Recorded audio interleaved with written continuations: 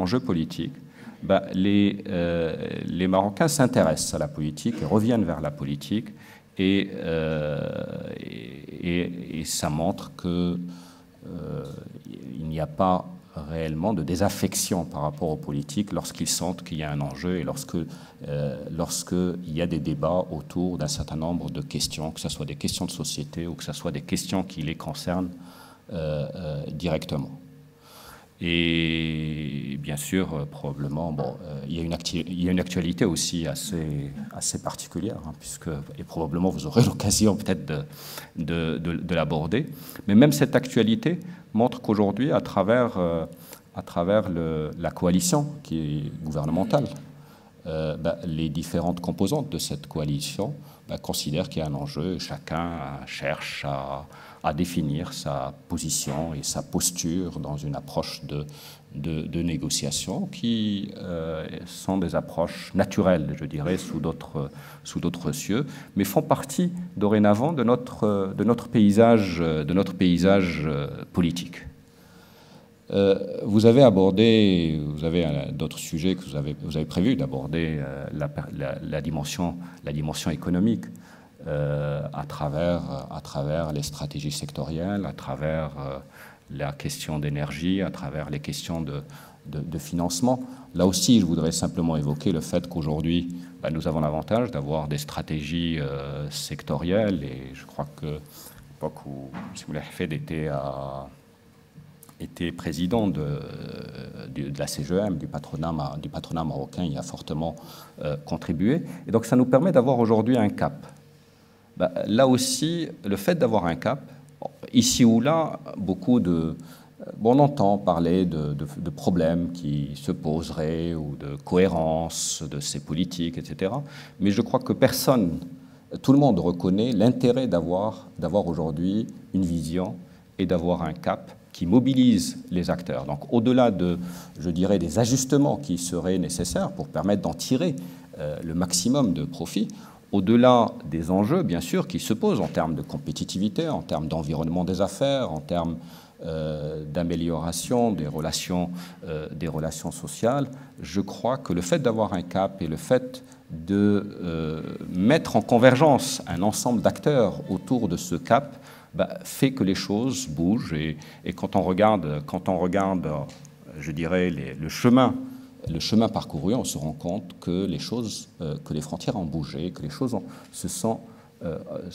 ont progressé. Et je crois qu'il convient de le souligner parce qu'on ne le fait pas suffisamment parfois. Pareil dans le domaine social, hein, vous allez évoquer les problèmes, bien sûr, j'ai vu dans le programme qu'il y a les problèmes de la caisse de compensation, des retraites, du système des retraites, etc. Je crois que c'est des questions qui effectivement se posent, que dans tout le monde aujourd'hui, nous avons l'avantage, c'est que je crois que l'ensemble des acteurs politiques, économiques, sociaux se rendent compte aujourd'hui de la nécessité de ces réformes. Il y a un accord sur le besoin de ces réformes pour faire en sorte que des ressources extrêmement importantes, hein, dans le cas de la caisse de compensation, on est en train de parler de 55 voire 60 milliards de dirhams annuellement. Faut savoir que le déficit budgétaire est aujourd'hui autour des 7%. Et il va de soi que sans la réforme de cette caisse de compensation, aucune marge d'action, ni sociale, ni économique, ne pourrait être disponible, sans parler du fait que ce déficit budgétaire n'est pas soutenable dans la durée. Et on ne pourra pas le tenir très, très longtemps. Et je crois que cela, tout le monde en convient.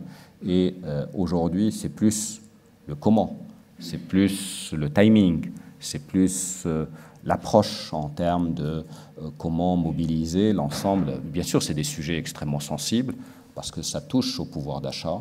Et plus on élargira la base et plus on créera les conditions de mobilisation de l'ensemble et de participation de l'ensemble des acteurs, et plus il y a des chances de faire en sorte que des projets comme cela, des réformes comme cela, puissent être des réformes réussies.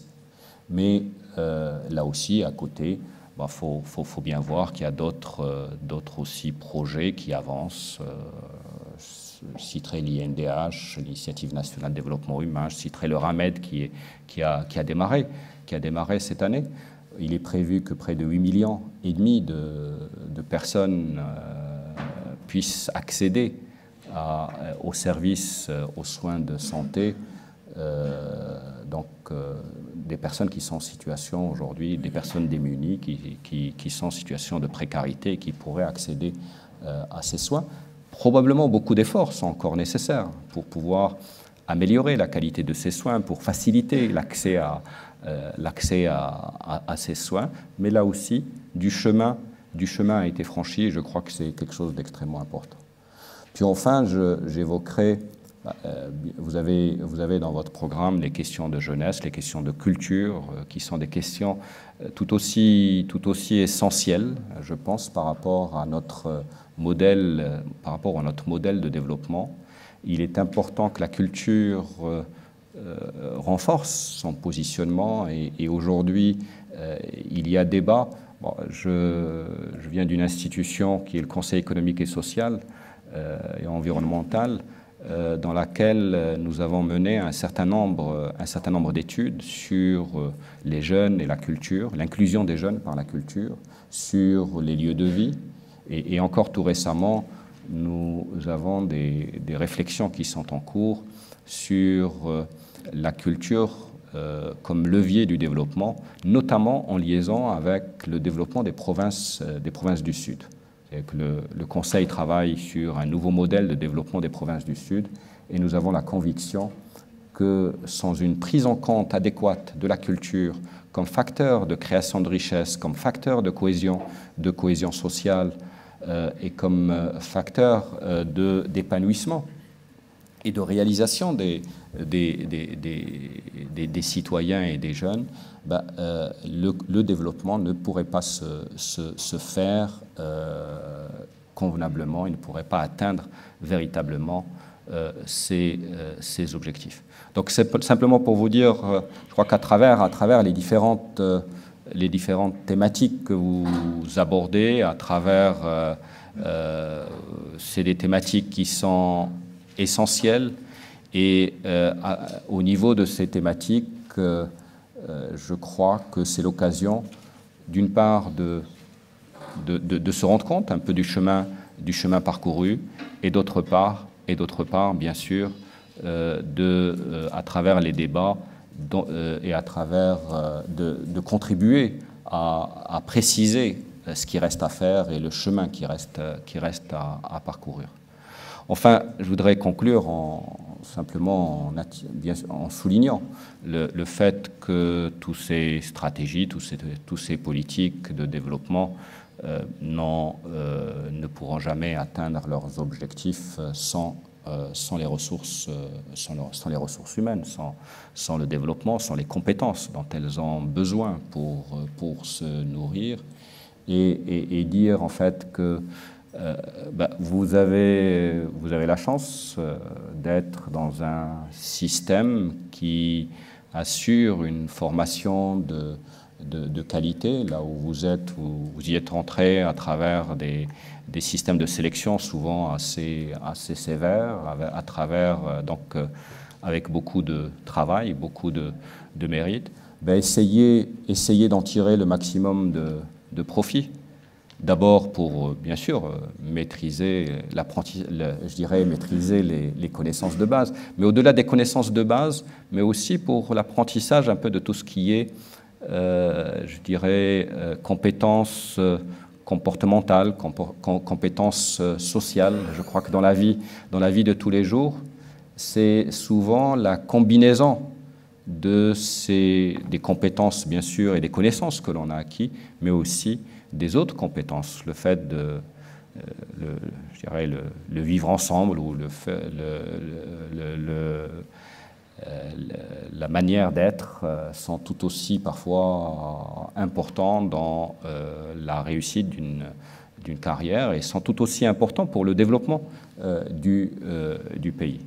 Donc merci beaucoup de votre attention et merci. Donc, Excellences, chers invités, mesdames et messieurs, j'ai le plaisir de m'adresser à vous aujourd'hui à l'occasion de la tenue des Journées de la jeunesse marocaine. Je tiens à souhaiter la bienvenue à toutes les personnes ici présentes qui prouvent ainsi leur attachement à notre cher Maroc et renouvellent par là même leur confiance en l'AMGE, Caravane. Cette association que j'ai eu la chance et l'honneur de présider cette année, avec des membres motivés, impliqués et dynamiques. Je tiens à vous exprimer toute ma gratitude et vous remercie vivement d'avoir répondu favorablement à notre appel et d'avoir bien voulu honorer, par votre présence, ce cycle de conférences. L'AMGE est fière de vous accueillir aujourd'hui à la Maison du Maroc, qui a accepté de nous ouvrir ses portes. Notre association a toujours œuvré pour garantir aux étudiants marocains la meilleure intégration possible en France. Outre l'aide à l'orientation et l'accompagnement des jeunes avant, pendant et après la fin de leurs études, notre association a organisé moult rencontres destinées à promouvoir la culture marocaine, à accompagner et suivre de près les grands changements que connaît notre pays. Une fois encore, nous ne pouvons que nous enorgueillir de recevoir parmi nous, et tout au long de ces 3 jours, des acteurs économiques, politiques et sociaux de poids, qui font bouger notre royaume. Excellences, mesdames et messieurs, si nous sommes réunis aujourd'hui pour la 6e édition de ce colloque, c'est bien grâce à nos partenaires d'exception qui nous aident et nous soutiennent dans le maintien de nos activités. Je tiens donc à réitérer mes remerciements à tous les organismes qui ont cru en nos projets, et notamment en particulier Menagim, notre partenaire officiel pour l'événement, pour cette édition, mais aussi nos sponsors historiques que sont le groupe OCP, Procter & Gamble et Tigerie Wafa Bank. Mesdames et messieurs, sans plus tarder, je déclare ouverte la 6e édition des JJM. Merci à tous. Votre Excellence, Monsieur l'ambassadeur de Sa Majesté le Roi, Monsieur le Président de l'association AMGE, mes chers amis, mesdames et messieurs, c'est avec beaucoup d'affection et de nostalgie que je me présente devant vous ici dans la Maison du Maroc, pour avoir été aussi il y a quelques vingtaines d'années dans la même situation que vous aujourd'hui. Quand Monsieur Cherat, notre DRH, m'a demandé de venir le représenter pour participer à ces journées de la jeunesse en France, je n'ai pas hésité un instant à venir vous rencontrer et vous parler ouvertement de notre groupe Managem et de la grande dynamique que connaît notre cher pays dans un contexte malheureusement international très critique. Et justement, c'est en ce moment très précis que le Maroc a besoin de toute cette jeunesse, plus que jamais aujourd'hui, pour relever les défis de la modernité et du développement socio-économique. Dans ce sens, notre groupe Managem, du haut de ses 80 ans, a participé fièrement au développement de plusieurs régions du Maroc, érigeant l'industrie minière au rang des secteurs les plus dynamiques du pays. Alors, fort de ses ambitions, donc, le groupe se voit en opérateur minier, leader dans sa région par la performance, l'innovation et la responsabilité. C'est ainsi que le groupe a bâti toute sa stratégie pour les 5 prochaines années autour de 3 axes prioritaires qui sont donc développer donc son portefeuille de ressources minières pour atteindre une taille critique dans chacune de ses activités, que sont les métaux précieux, les métaux de base, aussi bien au Maroc qu'en Afrique. Investir dans de nouveaux projets au Maroc et à l'international, résultant principalement de la recherche et le développement et présentant une forte valeur ajoutée. Et puis enfin, donc, saisir de manière sélective les opportunités qui se présentent et de tirer profit de son expérience et de son savoir-faire. Cette vision s'accompagne évidemment par une politique RH efficiente, donc, visant à attirer les talents issus des profils les plus diversifiés et de développer les compétences de ses collaborateurs à travers donc, des actions de formation. Et enfin, donc, de permettre à sa jeunesse de saisir les opportunités de carrière au Maroc et à l'international. Chers amis, c'est avec grand plaisir que je vous invite donc à profiter pleinement de ces journées afin de maintenir le contact et de vous acquérir des sujets et des débats d'actualité qui sont traités par d'imminents intervenants aujourd'hui et qui nous font l'honneur d'être parmi nous. Je tiens enfin à remercier vivement pour votre présence ce soir. Donc l'organisation, donc le comité d'organisation de l'association AMGE, et donc remercier donc tous les participants donc, qui témoignent donc de leur attachement à notre cher pays. Et je déclare donc la séance ouverte et je vous remercie infiniment.